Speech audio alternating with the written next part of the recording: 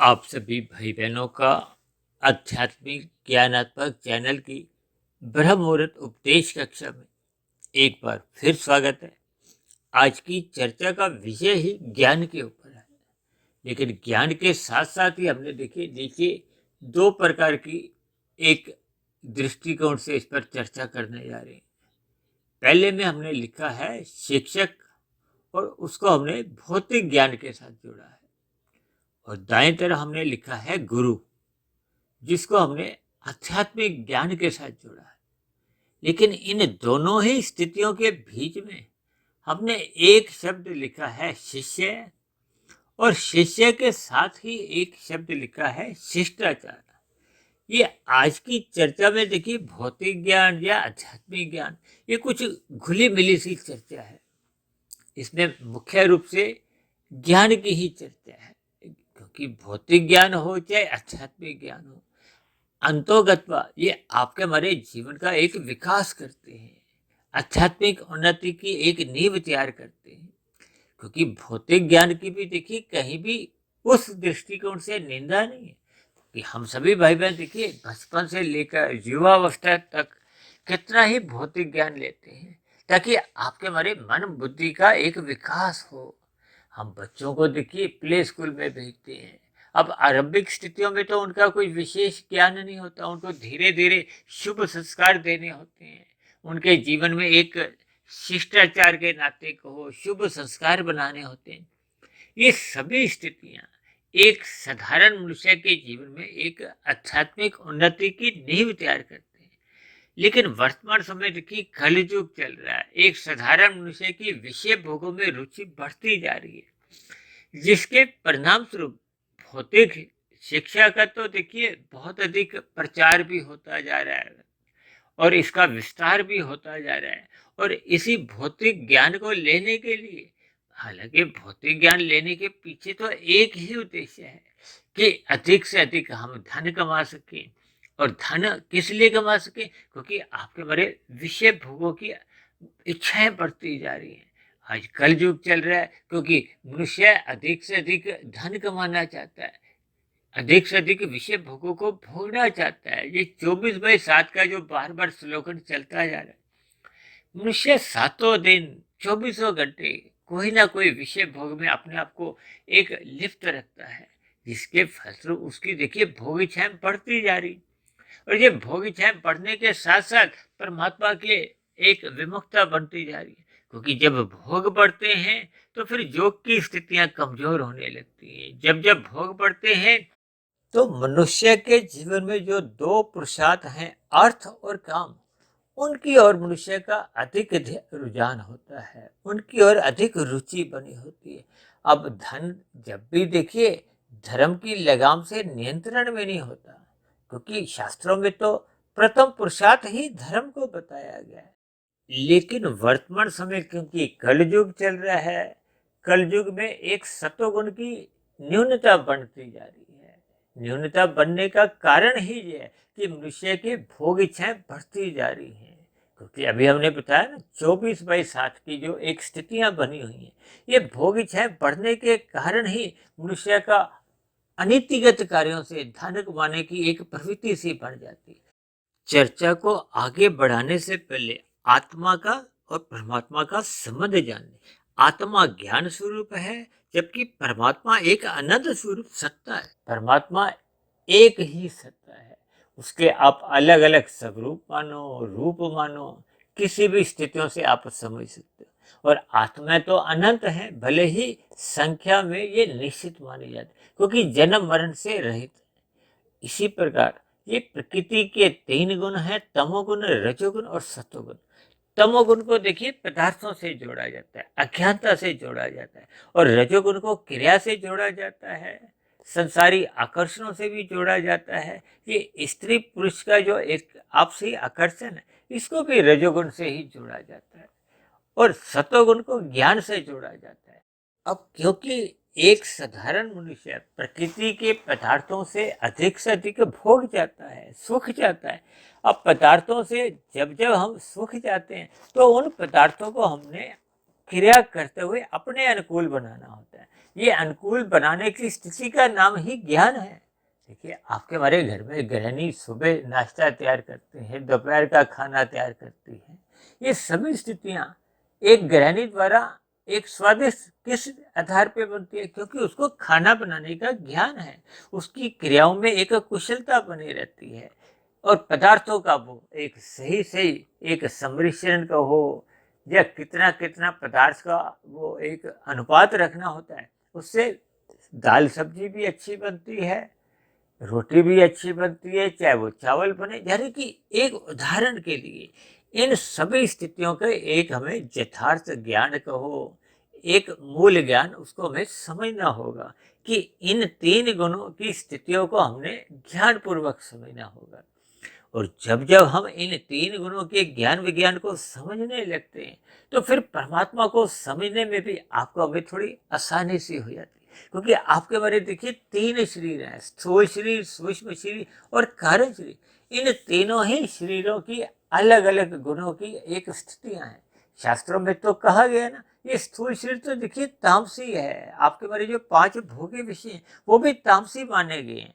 क्योंकि आपके हमारे स्थूल शरीर का जो एक जन्म की पीछे की जो एक स्थिति है, उनको भी देखिए तमोगुण से जोड़ा जाता है। ये भोग विषय तामसी कहलाते हैं। माता के गर्भ में आपके हमारी जो एक स्थूल शरीर का निर्माण होता है, यानी कि ये पृथ्वी, जल, अग्नि, वायु, आकाश, ये जो स्थूल भूत माने गए, इनको भी तामसी कहा गया है। गंध, रस, रूप, स्पर्श और शब्द, ये 5 भोग विषय, इनको सूक्ष्म भूत कहा जाता है। इनको भी तामसी कहा जाता है। आपके हमारी 5 ज्ञानेंद्रियां सात्विक मानी जाती हैं और 5 कर्मेंद्रियां राजसी मानी जाती हैं। और इसी तरह मन, बुद्धि और अहंकार, इनको देखिए सात्विक कहा जाता है। सात्विक का अभिप्राय देखिए एक मूलभूत रूप से उनमें सतोगुण की प्रधानता होती है। क्योंकि प्रकृति के देखिए ये 3 गुण नित्य बने रहते हैं। एक गुण सदा प्रधान रहता है, दूसरा गुण गौण रहता है और तीसरा गुण अति गौण की स्थिति में रहता है। इन गुणों की स्थितियों पे तो हम अक्सर देखिए चर्चाएं करते रहते हैं, लेकिन आज हमारा जो मूलभूत विषय है उसमें देखिए भौतिक ज्ञान और आध्यात्मिक ज्ञान, दोनों ज्ञान के ऊपर ही हमने देखिए एक चर्चा को कुछ एक दिशा देनी है।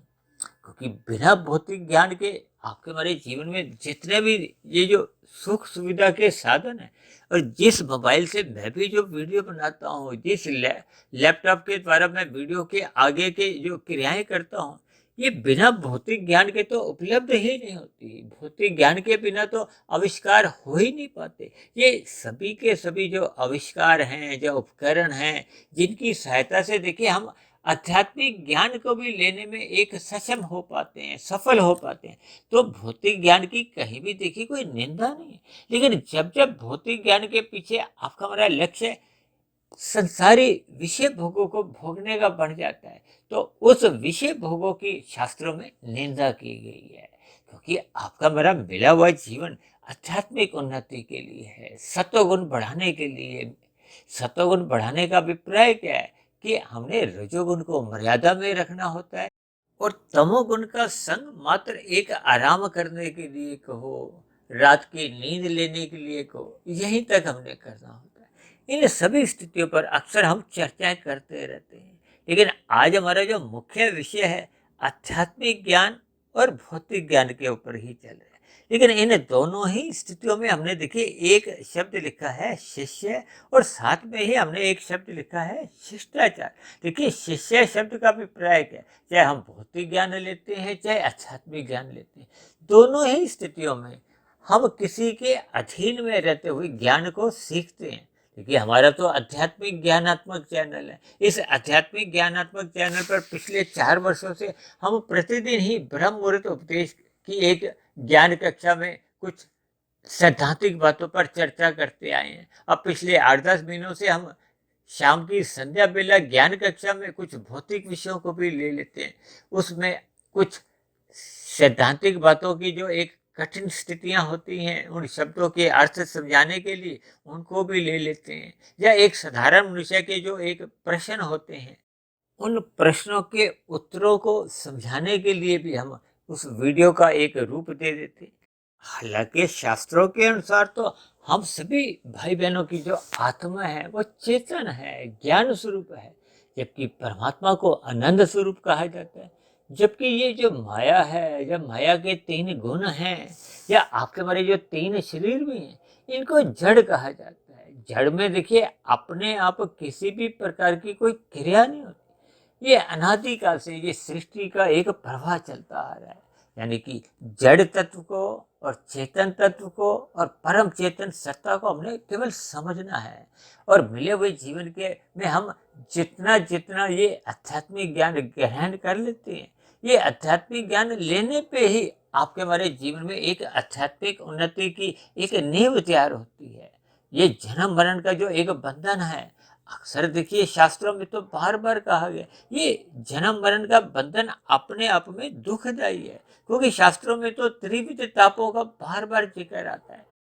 भले ही मनुष्य जोनि देखिए कर्म जोनि है और साधना जोनि का अवसर है। अवसर का अभिप्राय कि हम जन्म मरण के बंधन को समाप्त कर सकते हैं। और जन्म मरण का बंधन तब समाप्त होता है जब हम अपने कारण शरीर को समाप्त कर लेते हैं। और स्थूल शरीर कहो या 84 लाख प्रकार की योनियों के जो एक कार्य हैं, वो 84 लाख प्रकार की योनियों के जन्म हैं। ये जन्म का अभिप्राय कार्य से है। और कार्य के पीछे का कारण क्या है? वो आपके हमारा कर्माशय है, आपके हमारे बने हुए संस्कार हैं। इन सभी स्थितियों पर हम अक्सर किसी न किसी रूप में इन पर प्रतिदिन ही सुबह शाम चर्चाएं करते हैं। लेकिन आज हमारा जो विषय चल रहा है, ये देखिए शब्दों के ऊपर है। अब शिक्षक शब्द को देखिए, शिक्षा शब्द पर थोड़ा ध्यान दीजिए, शिष्य शब्द पर ध्यान दीजिए, शिष्टाचार पर ध्यान दीजिए। ये सभी के सभी शब्द ये अपने आप में ये जो आपका मेरा शीश है, इसकी ओर इशारा करते हैं। देखिए कुछ बातें मैं अपने अनुभव के आधार पे कुछ शब्दों से कुछ प्रेरणा लेते हुए अपनी चर्चा को आगे बढ़ा रहा हूँ, ताकि आपके हमारे जीवन में एक आध्यात्मिक उन्नति क्रमबद्ध तरीके से एक दिशा पकड़ती जाए। हम गुरु के प्रति एक आदर भाव रखें। हम अपने भौतिक ज्ञान जिन जिन से भी हम लेते हैं, उस शिक्षक के प्रति हम एक आदर भाव रखें। ये आदर भाव रखना ही एक शिष्टाचार है। शिष्टाचार का अभिप्राय क्या है? कि हम बड़ों का आदर करें। जब जब हम किसी से भी देखिए ज्ञान लेते हैं, चाहे वो उम्र में हमसे छोटा होता है चाहे बड़ा होता है, हम उसको एक आदर भाव देते हैं। आदर भाव का अभिप्राय शिष्टाचार से है। देखिए जब हम अपने से छोटों को प्यार से एक संबंध रखते हैं, बातचीत करते हैं, आपके हमारे व्यवहार में शब्दों द्वारा जो बातचीत होती है उसमें नम्रता होती है, हमारे शब्दों में एक मिठास होती है। ये सभी की सभी स्थितियां देखिए, कुछ दिन पहले हमने एक वीडियो बनाया था जिसमें हमने मनुष्य की एक आकृति दिखाई थी। उसमें हमने गर्दन से ऊपर के हिस्से को सफेद रंग से दर्शाया था।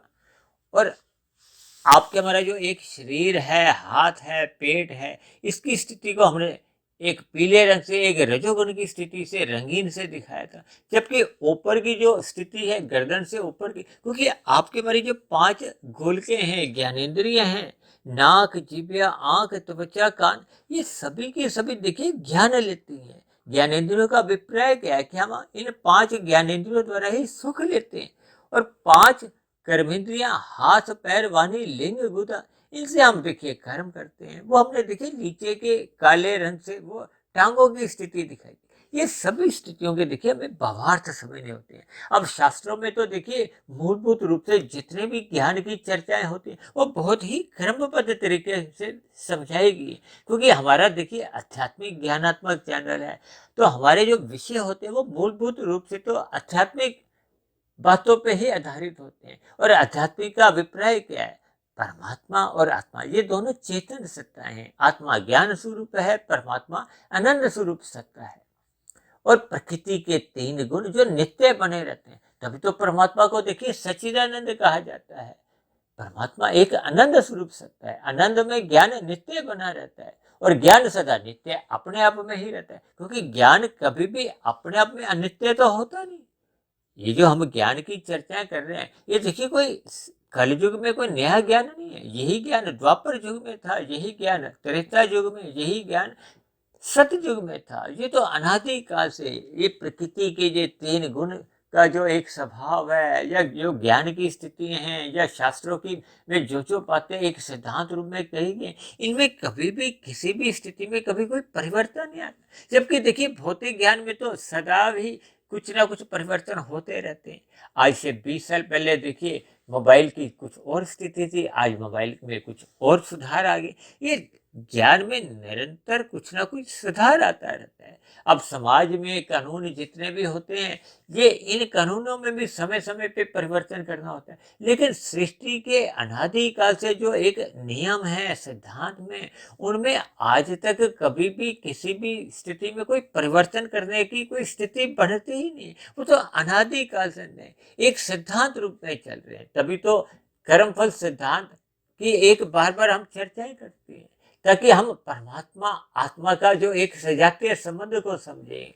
और यदि हम प्रकृति से अपना संबंध रखते हैं, तो आपके हमारे जो 3 शरीर हैं, कारण शरीर, सूक्ष्म शरीर और स्थूल शरीर, इनका एक संबंध समझें। क्योंकि मनुष्य जोनि कर्म जोनि है, शेष सभी जोनियों को देखिए भोग जोनिया कहा गया। कर्म जोनि केवल और केवल मनुष्य है, यानी कि मनुष्य जीवन में हम जैसी जैसी कर्म करते हैं, उसका आपका अपना कर्माशय बनता है। कर्माशय के साथ साथ संस्कार बनते हैं। अब नीचे की जोनियों में पाप कर्मों का क्षय होता है, ऊपर की जोनियों में पुण्य कर्मों का क्षय होता है। यानी कि संस्कारों की स्थिति में परिवर्तन नीचे की जोनियों में भी संभव नहीं है और ऊपर की जोनियों में भी संभव नहीं है। ये सभी स्थितियों पर हम प्रतिदिन ही देखिए चर्चाएं करते हैं। मनुष्य जोनि पाकर इसलिए मनुष्य जोनि का अधिक महत्व है, इसलिए ज्ञान का अधिक महत्व है, क्योंकि मनुष्य से नीचे की जोनियों में तो देखिए पशु वृत्तियां ही पाई जाती हैं। आहार, मैथुन, निद्रा में जब तक मनुष्य के जीवन में ज्ञान प्रथम स्तर पर नहीं आता, इसलिए तो बार बार कहा जाता है अपने जीवन में अर्थ और काम को धर्म की लगाम से नियंत्रण में रखो। जैसे हम गाड़ी चलाते हैं, स्कूटर चलाते हैं, तो आपका गाड़ी के ऊपर नियंत्रण कब होता है? जब उसमें ब्रेक सही सही होती है। ये ब्रेक को हो, बुद्धि को हो, मन को हो, ये सभी स्थितियों को हमें ज्ञान पूर्वक समझना होता है। क्योंकि आत्मा चेतन तत्व है।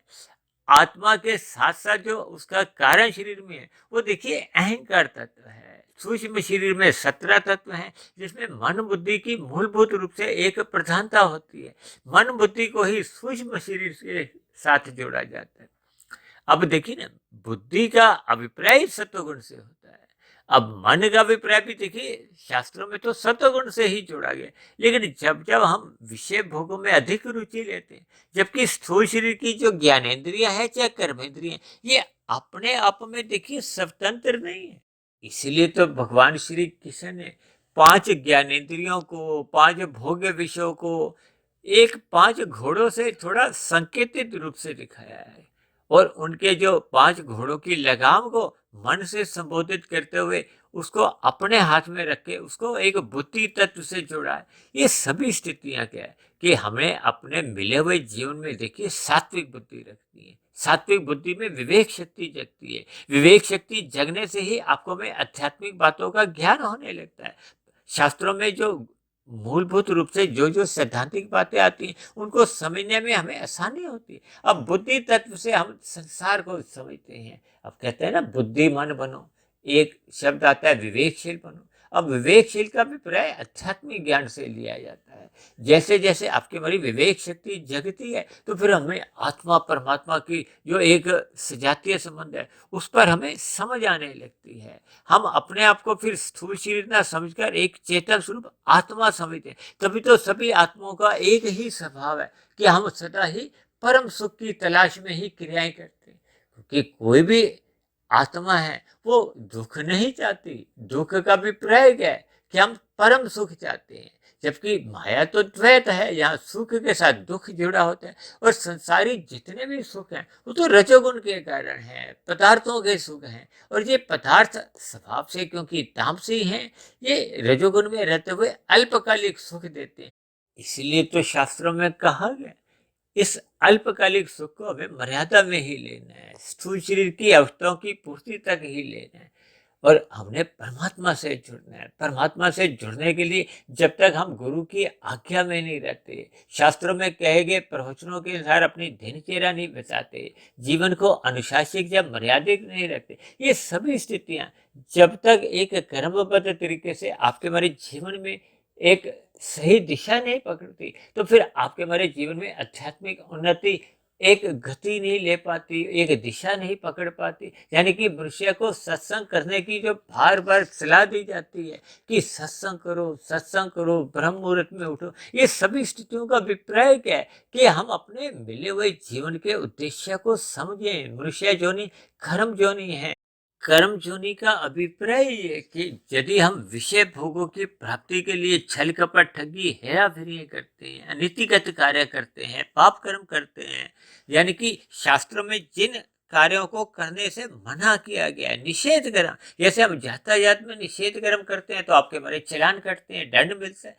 ठीक उसी तरह शास्त्रों में देखिए विधि विधान द्वारा कर्म करने को विहित कर्मों से जोड़ा गया है, और जिन कर्मों को करने से मना किया गया वो निषेध कर्म है।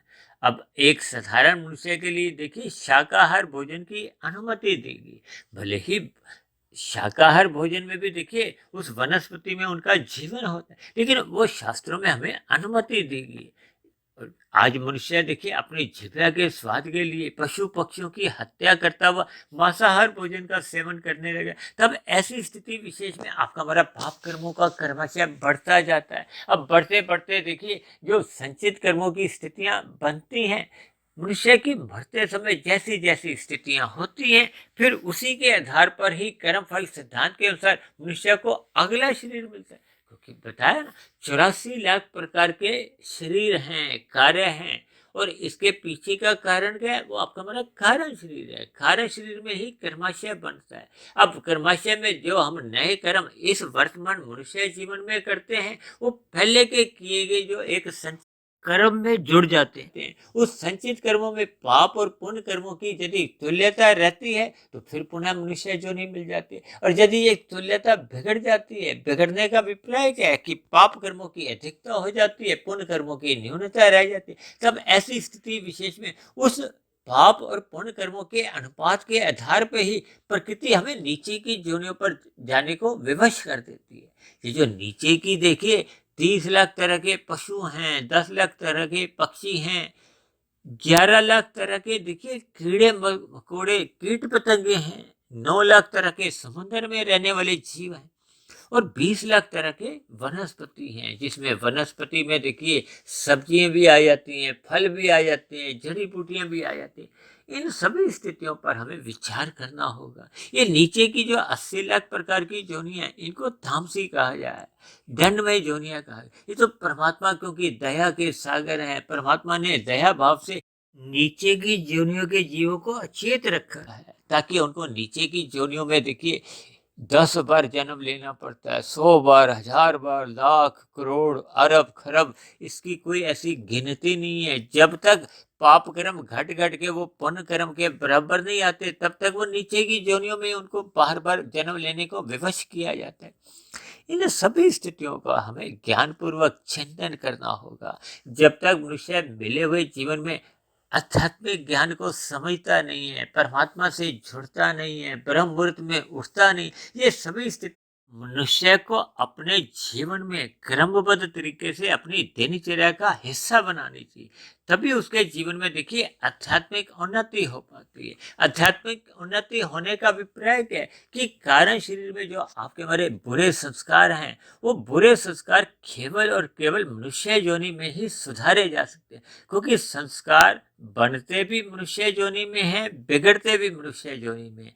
जबकि नीचे की योनियों में पाप कर्मों का नाश होता है, संस्कारों की स्थिति को ताला लगा रहता है, और ऊपर की योनियों में पुण्य कर्मों का नाश होता है, लेकिन संस्कारों की स्थिति में यथासंभव कोई परिवर्तन नहीं आता, क्योंकि ऊपर की योनियों में पुण्य कर्मों की अधिकता होती है, इसलिए संस्कार भी शुभ बने होते हैं। लेकिन नीचे की योनियों में अधोगति तभी होती है जब पाप कर्मों का कर्माशय अधिक होता है। जब पाप कर्म अधिक किए होते हैं तो फिर आपका मतलब कर्माशय के साथ साथ बुरे संस्कार बने होते हैं। अब नीचे की योनियों में देखिए पाप कर्मों का क्षय होते होते एक ऐसी स्थिति बनती है कि जब पाप और पुण्य कर्मों की तुल्यता बन जाती है तो पुनः मनुष्य योनि मिल जाती है। लेकिन वो जो पहले के किए गए पाप कर्मों का बना हुआ जो एक बुरे संस्कार है, उनमें परिवर्तन लाने के लिए तो मनुष्य को देखिए आध्यात्मिक उन्नति करनी होती है, सत्संग करना होता है, ब्रह्म मुहूर्त में उठना होता है, शास्त्रों का अध्ययन करना होता है, गुरु की आज्ञा में रहते हुए अपनी दिनचर्या एक व्यवस्थित करनी होती है।